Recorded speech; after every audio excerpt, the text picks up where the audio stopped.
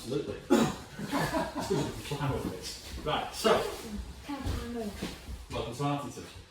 Now, I know you've been here before, but I'll start off with some basics. Yes. So, what do you know about the actual railway line? Well, talk to me as if I don't know anything about it. Okay, so I you've got think to that's know probably about the it. best place to start. Right, so, there's two routes through the Peak District, two main routes. The London North Western route, which decides to go over the hills to Ashbourne, and then join up the North Staffordshire Railway around the back to get traffic to Burton and Derby. Mostly agricultural traffic, sheep, limestone, stuff like that. And the Midland route. And the Midland was the winner because the Midland managed to take the lower route, cost a lot more to build tunnels and viaducts, but it was a lot faster. That's why the Midland, that's now the Walsall Trail, became the main line through the line. This line was already here, part of it, cutting down through Friday, that was mostly roadwork inclines, wagon ways, horsework sections. So the London North Western thought it'd be very clever. What it'd do is it'd buy in with Cromford High Peak Railway and flatten out the hill bits. Lines already there, we just flatten bits out. So as you come out to the Farnborough Quarry around Buxton, you'll see bits of the old line still there, and then flat bits that are abandoned. And that's what happened, that's why the railway ended up the way it is. So you notice on this dotted bit, this bit round Ladman and Goit Valley, Bunsell Incline abandoned. That's just me. Yes. That's Made a lot of sense now, hasn't it? I've sort of seen things. I think, what's that feature? I couldn't quite work it out. Yeah. Now, yes. So the railway line, the bit through the Goit Valley was abandoned quite early from the 50s onwards, but there was a section abandoned in the 30s. So even in the period of the railways, it was still abandoned, you know. Yeah. That's not profitable, get rid of Yeah. it. The main bit existed all the way down here. It was built as double track, but it was never ever widened to two tracks. There wasn't enough profit to accommodate laying that rail. But the bridges are all double track. But what that needs then is you need lots of passing points. And it's the signal boxes. Right. All wooden signal boxes. Hartington survived because up against the platform they rebuilt the base as brick. Right. Okay. So out of all the signal boxes, bar bricks, it was probably the only one which survived. So were the others just timber? Just timber all the way, yeah. Right. So, if we give you an example, and this is the next one for Pardale up the line, so it's a typical timber construction. You'll notice the signals, that's a London North Western lower quadrant signal. I'll explain that in a minute. It has two bars on the back of it. Yeah. The timber signal arms, in high winds up here, they'll snap. Right. Because it's the rolling moors, Derbyshire Dales, the brace of them still work. It's a little quirk. So the signal box here, let's get into a bit of history now. I'll explain how signalling works. So I've got a couple of pictures here of the diagram. Yeah. That's not the original diagram. Okay. The diagram changed in the last few years of the signal box's life. As the line closed, we started to remove bits of kit. Right. The lever frame is probably one of the last London North Western lever frames unaltered since the day it was in operation. Most heritage railways or structures, when they get saved, bits get borrowed, taken back for spares. This was unaltered. When was this initiated and when was This is, well, the date's actually there, which I haven't read yet. They started from about 1890 onwards for the line. The signal boxes went in pretty early. Yeah. You'll notice the section's missing. Yeah, just plated over. Yeah. So bits have been borrowed. Because traditionally what happens is you leave a full lever frame in, you just paint the levers, you're not using white. Right. They're spares. Okay. So a few bits have already gone missing. Yeah. So they've probably been borrowed as a line close. We'll borrow that and repair that while I pay for a new bit. So you can see the signal box. The platform's still there at the time, but the other line's been removed.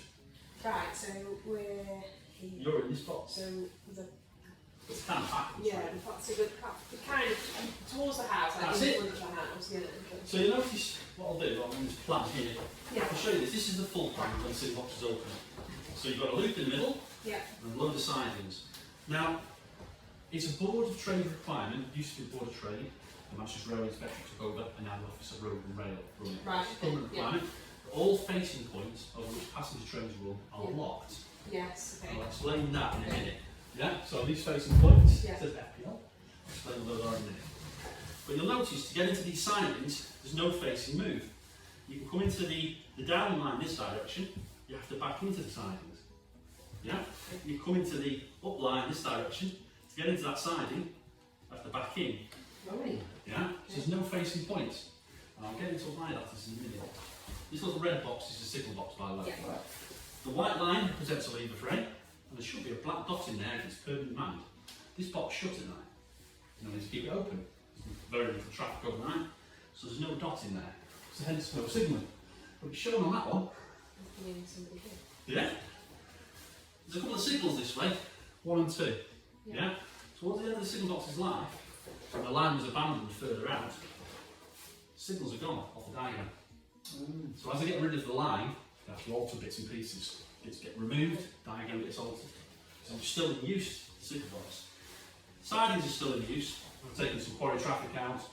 Water traffic came in here because even though we're in the middle of the Peak District and it's a very wet day, water doesn't sit in the Peak District, it disappears through the porous limestone quite quickly.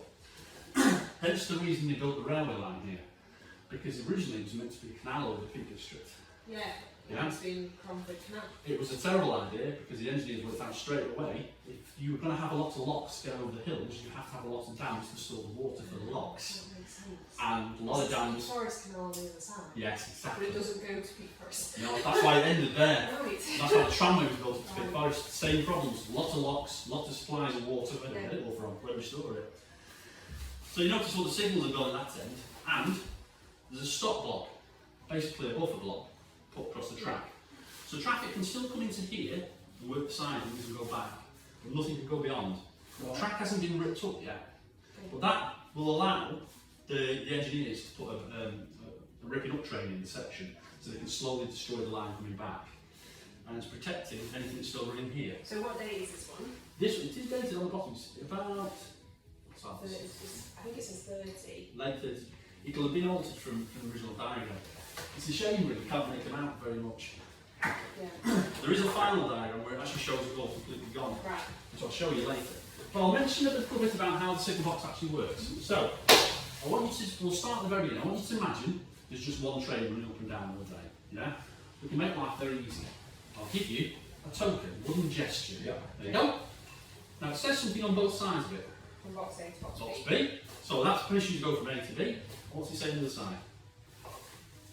Signal line stuff. Single line staff. So as long as you've got that, you can travel off down the line. Okay. So if you're another train and you want to come, you need that first, don't you? Yeah. Great idea. It's not very safe, is it? You can make them, you can copy them. I believe it's still used in 2 places in the UK. Loads of places. Still in Heritage Railway still have them, yes. Well, for the Matlock. Yes, we've got one there. Yeah, still uses that. So that's safe but not Yeah. that safe. Yeah. So we'll take the next step forward. What I'll do, I'll just explain to you that there are loads of different types of machines which we can put in use between the signal boxes to communicate with each other.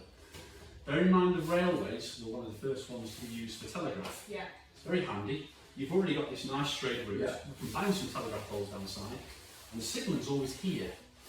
Train staff in the booking offices, the box lads, they can always take messages and pass them around the village, and cycle off into the village and do stuff. So there's a ready-made supply of people and a nice straight line to put a telegraph pole in. Brilliant. So if we put in a telegraph line, we can have some communications between us. Bells, telephones, etc. That's what that telephone works on. What we'll do, we'll have some types of instruments, machines. Now, these machines are all interlocked. So if you have one at this end, the next box 5 miles away will have another one. Okay. Right? They're designed to only release one type of key at a time. Okay. So, this fake one, for instance, fits in this rather large staff machine. And that staff machine, about this high, the key goes right way through it. It's electrically locked inside it. So I'll communicate with my partner down there for some bells, for codes, for trains. And when he says yes, you can send the train, after he's set his points and everything, he'll hold his button down. I can take this out of the machine.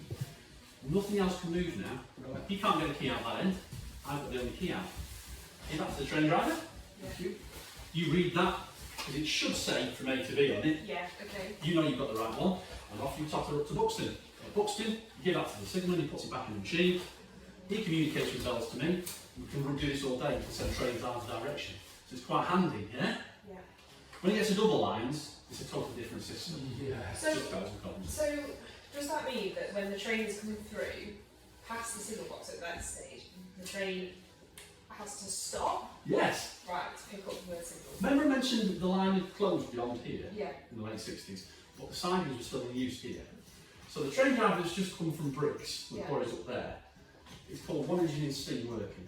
So there'll be that staff, he will come down here, you see this metal bit on the end? Yeah. There would have been a lock on the end of the frame. Right. He would have stuck that in, and he would have released the levers. Hello, come on in. Hi. That would have released the levers, allowed him to work the frame. Okay. Yeah? Yeah. He has to put all the levers back in the right position to get the key back out, Right. so it's all interlocked. Right, so the signal box can't work without the train. Ah. Right, okay, yeah. Or someone who comes Oh, up. yeah, yeah. With that. Okay. And towards the end of his life, it does actually mention in some of the operating instructions the key was brought. So whether someone's come on the train or come in the car, it was brought up here to open the box up to get to that Right. sizes. Yeah. There are smaller versions of these keys, there are different types. Yeah. So that's a staff you've just seen. Right, Those metal rings, there's several hundred combinations of those rings. okay. So they only fit into the right machine. So if I had two machines in the box, Yeah. I can put it in the wrong one. Yeah. It wouldn't let me.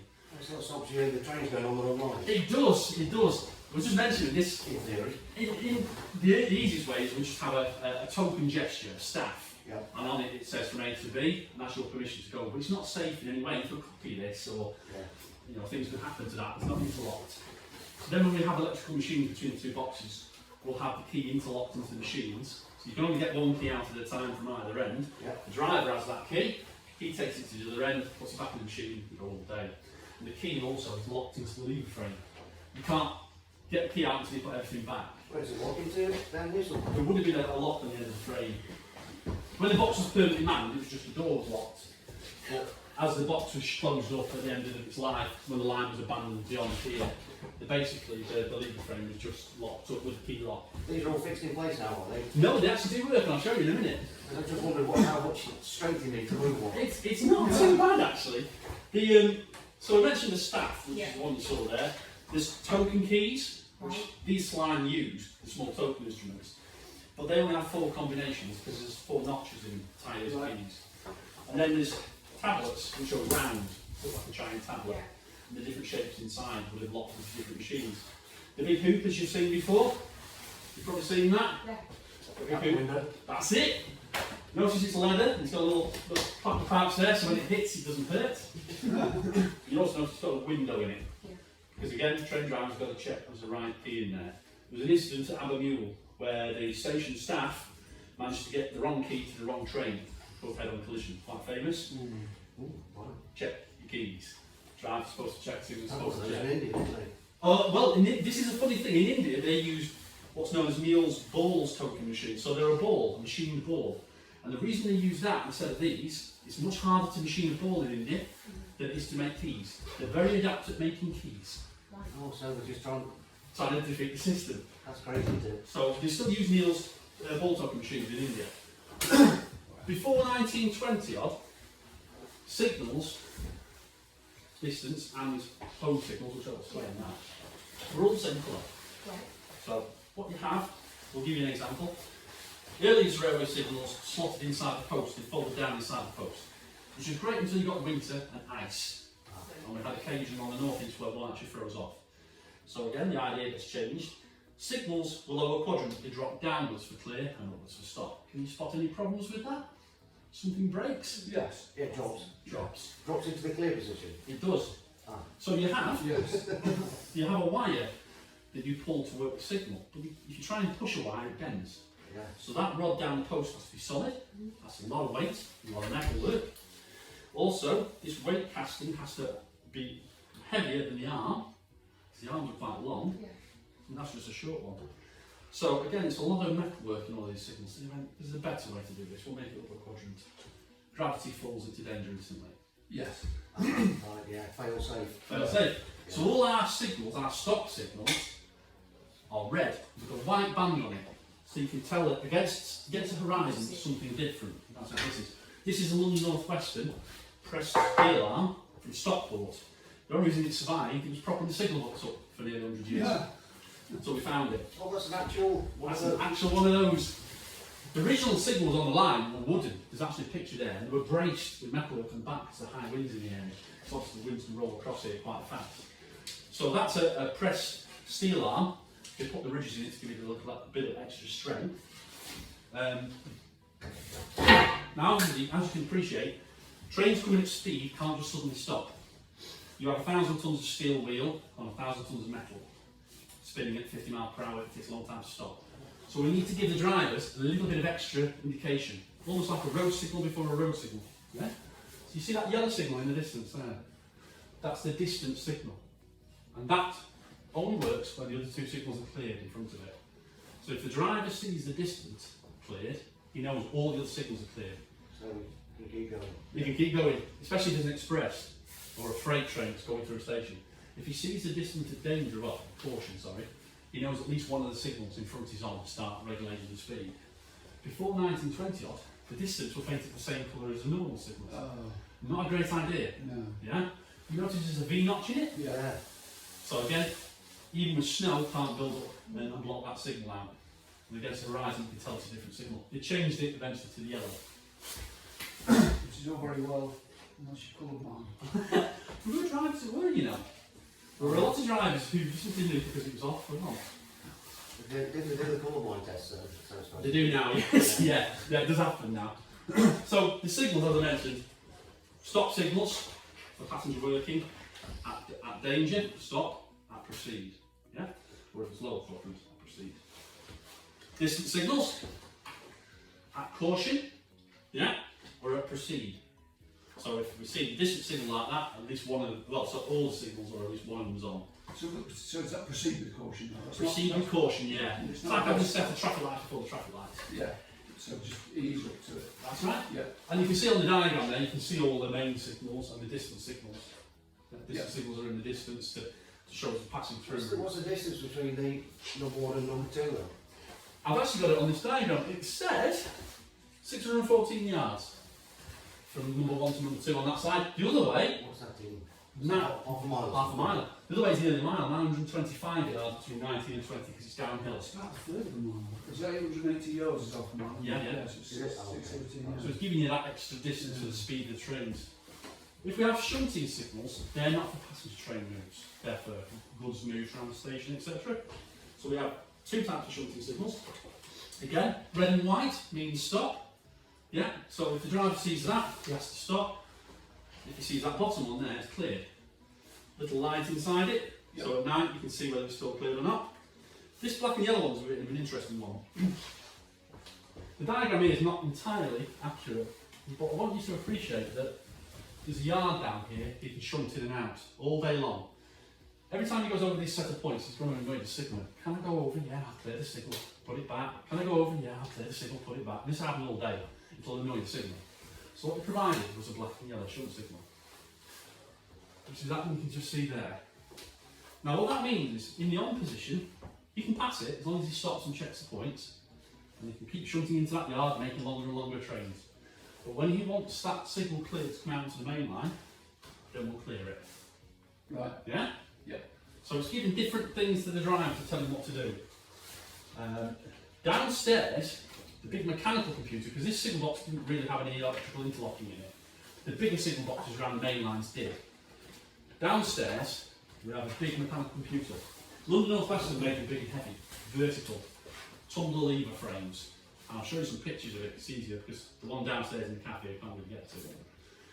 This is underneath Stockport signal box. There are 3 floors of that locking, Wow. all balanced. So when you pull the lever, there's not much weight on it. You're asking how much weight there was. There's more weight on the locking than there is on the wires and rods going outside to work everything. And you can imagine the signal were pretty burly. So what you have attached to these levers is these rods that go up and down. Okay? Hard to see, but that's that rod there that goes up and down. Oh, right, yeah. We call it a sawtooth, it's got notches in it. When we pull a lever, we operate one of these rods. And attached to the bottom of one of these rods is a little kicking crank. Yep. So it kicks a rod. You can probably just make out there's 5 rods of very nice shiny horizontal metal downstairs. They look a bit like that. Yeah. Yeah? Yep. So those rods go sideways. And as they go sideways, on the back of them are little blocks of metal. Those blocks of metal jam other rods On going into these. into the other levers. So if I were to say for your example, I'll just take you through the colours of the lever frame. White are levers that are out of use. You can see a few have been removed. Blacks are points, so for instance 13 and number 8. The blue is a facing point lock, which I mentioned. I think you just walked in just after that. It's a Board of Trade requirement, which later was the Manchester Rail Inspector and Officer Road and Rail now. All facing points, you have to lock them, over which passenger trains run. A bit like your garden gate. You close your gate and then you bolt it. Yeah? Exactly the same on the railway, we have a giant bolt in the middle of the track. So once you move those points, you then bolt them, jam them and locks them. So it's an extra safety feature, it's like putting the bolt in your gate. So the blues are facing point locks, red's the signals. So unless you move that, you can't change the points. That's it. You can't change them after. And then you've got yellow for the distance. So if I can get this right, because it did work this morning, I'm going to pull 1 and 2 and 3. So if you look at the diagram, for a start I need to have 8 points set normal. Now I say normal, this is normal. Normally in the frame, reversed out of the frame. The diagram shows everything as it should be. So that line straight down, 8 is a point, 8 is normal, straight down when it's normal. So 8 is correctly set. I need to lock it with this bar, number 7. So I'll pull number 7 and lock it. And the points at the other end, 13, need to be reversed to go this way. So I'll just do that. We don't need to lock them at trailing points. Just going straight through, not facing. So I should be able to pull number 2 now. Yeah. Because number 2's pulled, you think I'll be able to pull number 1 the distant? Or is there something else I've got to pull first? Something else you've got to pull. Correct. Do you remember what I said about the distance tells you every other signal's off? There's another signal here, isn't there? Number 3. Right. So if I try and pull number 1 now, it will refuse me. Totally. Pull number 3. Now I should be able to get number 1. Brilliant. And I can't operate the points because they're locked. I can't move the other points because they're locked. Remember I mentioned this Signalbox when it closed, all the locking was just left. It's probably one of the only original Signalboxes, so everything in it since the day it closed. Wow. Still working. Wow. But of course, I've got to pull everything back. You have to do it in a sequence. In a sequence, there are ways that it would allow you, with the electrical interlocking, to do things out of a sequence. It depends what train's trying to do. I'm working it. How many times a day? Depends how many trains you've got. That's just one train. So that train was going straight through. That was going straight through, and I had a key out for it because I'd already got one ready for it. If there was one coming the other way, I'd have to take the key off him. Is that what the facing point is? That's what the facing point is. Right. So coming the other way, for some reason 19 won't clear. It may have had a bit of locking taken out, but 19 you need to set the route down here and lock those points first. 18 will clear, so this signal here is showing all the way over here because there wasn't enough room between the tracks to mount it, if you look at the pictures. So it's mounted all the way over here, it applies to that line. 18 requires number 8 reverse. Then I can pull 18. We should be able to pull 18. There we go. Now 19 for some reason won't come out, we'll find out why. That's quite a big, heavy interlocking downstairs. The London North Western didn't make interlockings for the rest of the world. They only made their own stuff. A lot of railway contractors decided to do things differently. They were contractors for the world. They came up with different ways of doing things. Tappet interlocking is one of the most widely used. So for instance, if you imagine these levers are connected to these rods. If I pull a particular rod, it kicks that out and jams that one up. So I now can't move that. But if I put the lever back and then pull this one, sticky, it locks that one now. So it's a form of like and or, not, nor gates, yeah? That's just one little tray. So I was going to say, because you showed us thing at Stockport that was 3 stories high. 3 stories high. Wow. So you can imagine transferring that downstairs to just behind the lever frame into one of them. If you ever get a chance to come down from the riverside, I can take the cover off, I'll show you 15 trays of locking. It does exactly the same as this box, just down there. So it's a lot, isn't it? Yes. So what happened at train stations if it was a London North Western line Yeah. but then it became a different line. There were ways of working between different companies. There's some famous reports of locomotives having pitched battles, pushing each other in and out of sheds. That's a written example. But there were joint agreements. The London North Western wanted to go into Liverpool. The Great Western, which was predominantly down south and west of the country, wanted to go to Liverpool as well. So the Great Western did an agreement with London North Western to get a line up through Hadlow Road that I mentioned before. So the signal cabin was Great Western South signal cabin, 150 miles off where it should be. But the line was the London North Western railway line. So one would give the other favourable rates. A good example, when the Midland line built through Matlock, they put through the quarry that was already there. Why build another tunnel? And we'll give you favourable rates on your toll traffic. And that's how they did that. That's one way around it. Towards the end of this Fox's life, as I mentioned, the line to the left there was done away with. The signal box was closed up, it was only opened as required. A person would be dispatched out with the staff to come and open it up. And the diagrams got altered towards the end of life. Those are the three diagrams we had. A few things still did exist at the end. One of the signals still exists down on the other half of the trail. Friday, and if we can find it, so we can all these pictures. There we go. This is a picture taken by my colleague Richard, and it's the last day Harstington was open. So they just shut the box after the last train. So this is the key. Yeah, that's the machine, which I mentioned. So you've got the machine in the corner. There'll be one in that way, one in this corner. Machine in that corner going that way, machine in that corner going that way. Keys all different colours, different shapes, different writing. So you can't mistake the keys, the drivers would know the route. And again, a full set of signals. Notice the carpet on the floor to keep the wind out. Very windy up here it was.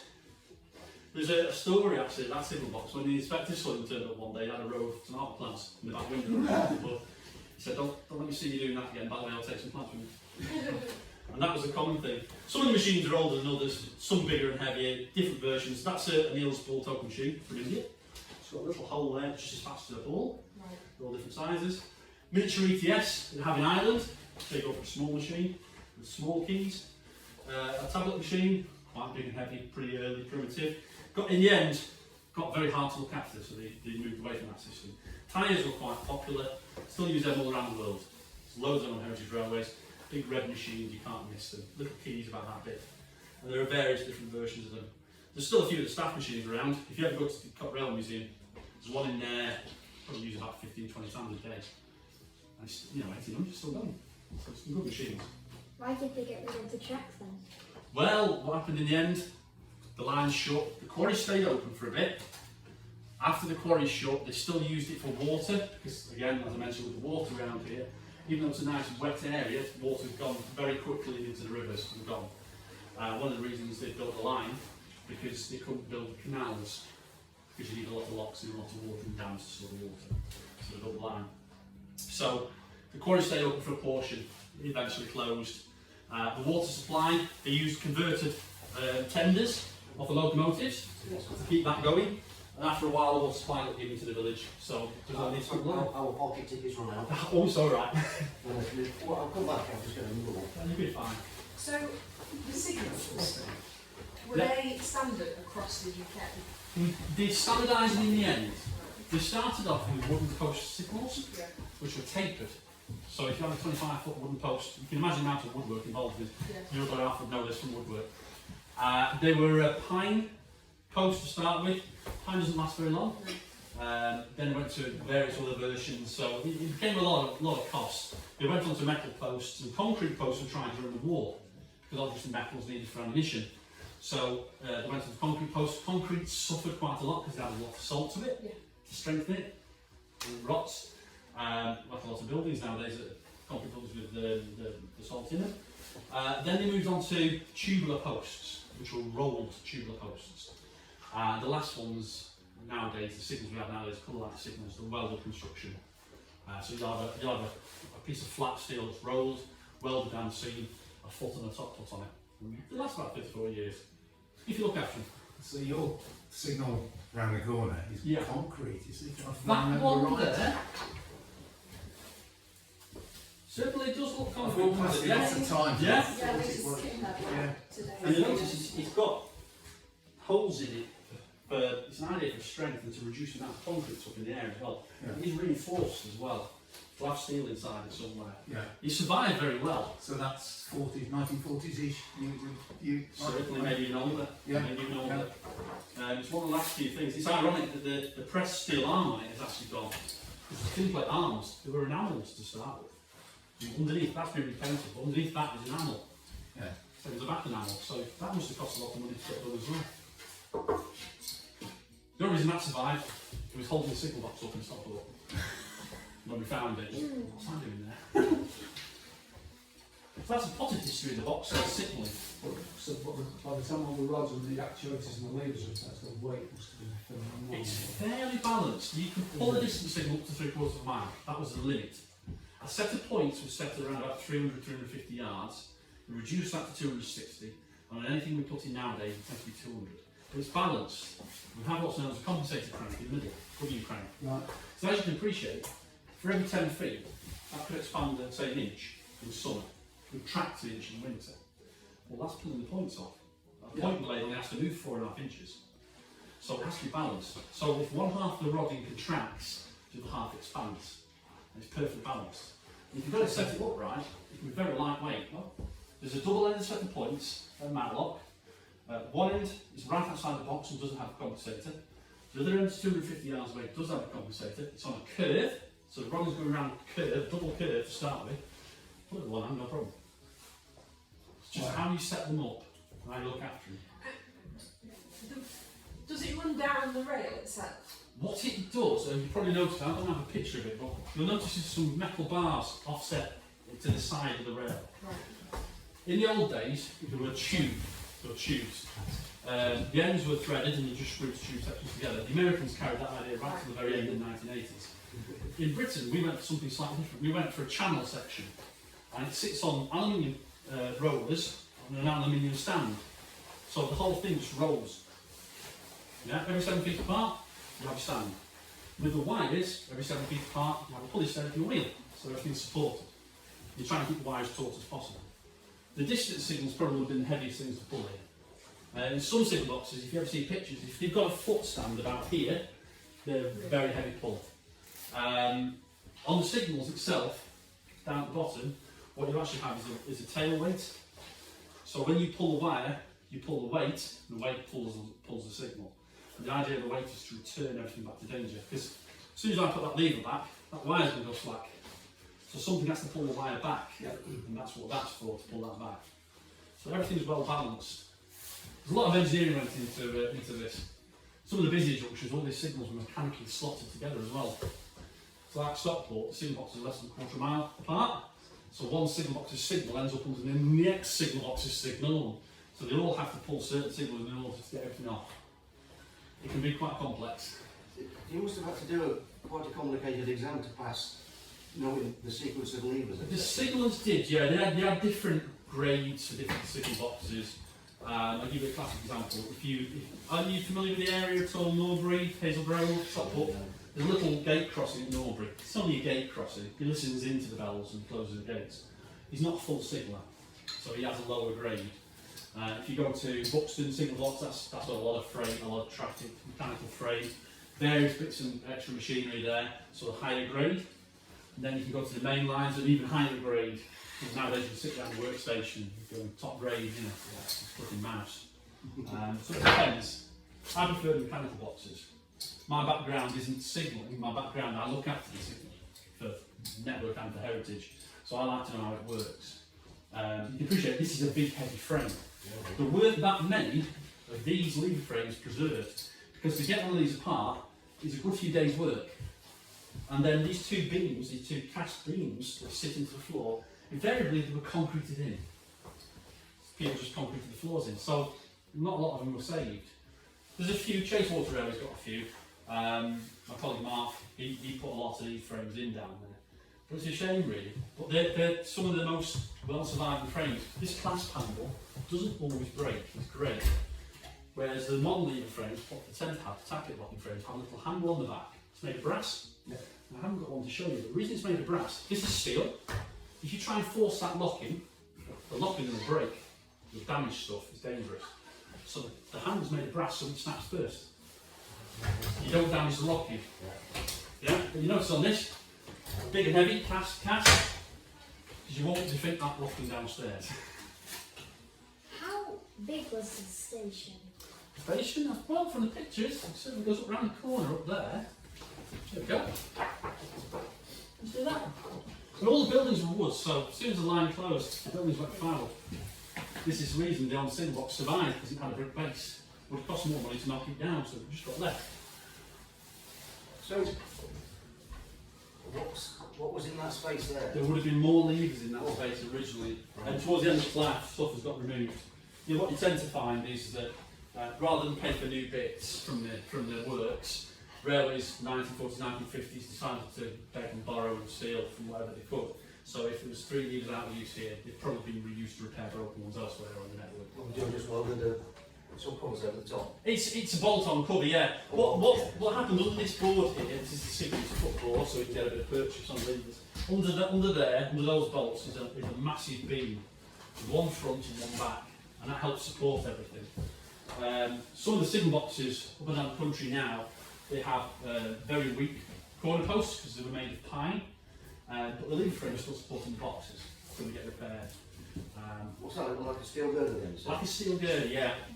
It's a shame we can't really show it in the cafe downstairs, but you can see, probably see more through that end there than the cafe. There is windows in there, but it's not great to see through. But that's not really been touched since the box closed. Which one of these boxes would have been bespoke, wouldn't it? Now, it depends. There was, the Midland Railway had the record for the fastest box build, around about 24, 25 hours, up at Millsdale. I think it's Peak Forest Junction, I'm not sure. But that was from digging first hole to box binning. Not the equipment outside, that takes a lot longer to get in. But the boxes, generally the contractors who did the work for the signalling designed a box that was suitable for their needs, and then they built the box in bulk, so you'd have one here, one the next station, so on and so on. It depends. You'll probably notice it's got a hipped roof. Yeah. Yeah. So you've got no gable ends, it's got a hipped roof. The Midland Railway liked the idea of a hipped roof, but wanted 4 corners. The LMS, which came in around about 1920, amalgamated all the old companies. They liked this design better. It's only got 2 roofs to deal with, so you do away with the 2 end roofs. They liked the Midland windows, so it took parts of one, parts of another, amalgamated them together. It's a simple design, really. It was the interlocking bits that There were the complex bits, that was yes. the complex bit. I was just thinking, I mean, the windows and the height is all designed so that you can see everything that's going on. Because anything you can't see, you have to repeat it back electrically. thank you. So obviously that you're now dealing with batteries and wires and cables and electric contactors and circuits, it all costs money. So everything you could see from the signal box, you didn't have to provide an extra equipment for. Hence the elevation and the big windows. Heating, the Romesh stove on the back there, called the coke burning stove, keep it going for a few days. No mains electric lighting at the time. Paraffin lighting, the clue to that is this. That's for hanging paraffin lighting. Now most signal boxes, you might notice, have air vents up there. Ours are in the end there. Yeah? Because paraffin lighting builds up a lot of gas and smoke. Yeah, the smell. So you need to get rid of that. And that's provided what the air vents were provided for. Later on, these are just fittings that have been added. The very basics. The desk over here, the register desk, that was for keeping a book on to write passenger trains in. Because the Board of Trade requires to know where every single thing is at any one time. So, for instance, if there's an accident, you can look in the book. You could marry that up with the books and the boxes outside and see what's happened. Yeah. At busier boxes, there's a lad employed to sit there and do that job. That's the first thing I did when I left school at 16. Nice job. Train register desk, a nice tall chair for the lad. Block phone on the wall there to communicate with those signal boxes. There were equipment on this block shelf at some point. I can tell that because this cable way behind, so it would have had something in it at one point. I've had a look in the back, there's no wires in there now. It's a shame, but you can tell it's had a bit of a repair. There's some holes on the front, so there was some indicators on it at some point in the past. Probably for the distance, Right. because they're so far away you can't see them. But again, the pictures don't really show it. I mean, if you look at Parsley A had none, no indicators at all. So just the instruments, it's very bare, very basic. that was quite a busy box. You had a scissor crossover to come off the Friday line as well. Shame I don't have a picture of that. But it was cold in winter and hot in It's summer. very cold. The locomotives that used to work down to Middleton Top, the J94s were wartime design, the small engines you can see there at the bottom. The drivers actually have their own boards to blank off, you know where the driver hangs out, to blank that off in winter, to try and give them some protection. And all there was that went over to the coal tender was basically a tarpaulin to keep the rain out. So you can imagine in Derbyshire weather it was a bit extreme. Yeah, They're quite hardy. yeah. I mean, this is July. It's beautiful British summer. Wow. Any questions? No, brilliant, mate. That's brilliant. That's all right. Thank you. There's a lot to it on the quiet. If you ever get around to a heritage road and you can get into Signalbox, come and visit. I have open days at Rose's Signalbox and you're welcome to come and visit. When we have open days, just come and see me. Where did the signaller live? In this cottage? Invariably, they were local. You had three. So you have a morning, a late, or evening turn, and a night turn if required. If they were on holiday, there was a relief position. And he would cover several boxes, or she would cover several boxes. During the war, there were a lot of ladies taking on signals. And they would know the boxes. A couple of giveaways here. That diagram tells you a lot of information. So it's like the box instructions for all the awkward things that weren't always known on the back wall. But you see these pull plates, you notice there's numbers on them. So it tells you the order in which you've got to pull them. Yeah, so between the diagram and the pull plates you can work all this out. And also, well, yeah, you're in a certain, once you get used to it, this backboard here tells you what things actually do. So for instance, number 7, I know it's got nothing on there. It says it's a facing point lock for number 8.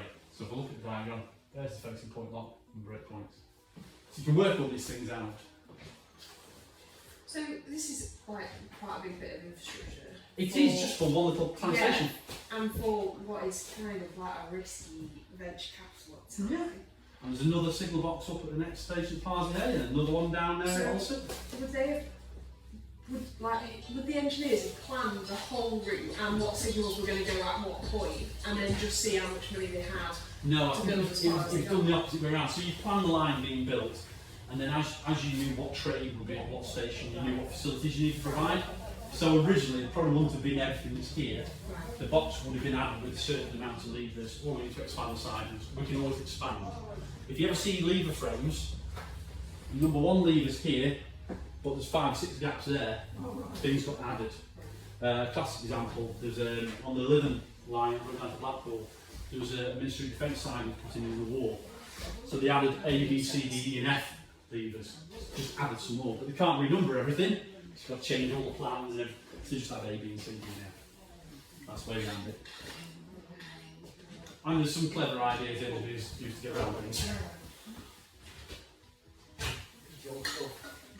This has got quite a lot of room behind it, which is amazing, because most signal boxes, the frame is right up to the window, and you've got no room to get around the back at all, which is a bit of an interesting thing.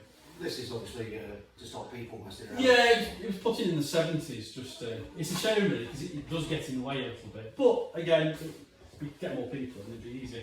Has this always stayed open as a visitor attraction since the railway closed? When the railway closed, this was taken over as a ranger station.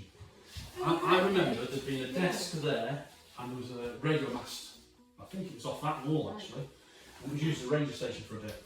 And then obviously it was just restored. This is the 3rd restoration on this signal box that's happened. It's had a lot of restoration on it required. One thing I never mentioned that's quite interesting to you: what colours do you have in the traffic light?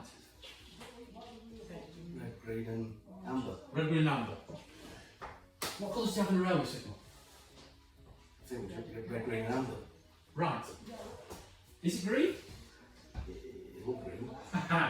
It's blue. Certainly does look green, doesn't it? Yeah. Yeah. Unfortunately, I can't get a lamp down off there. Well, that lamp has a blue lens in it.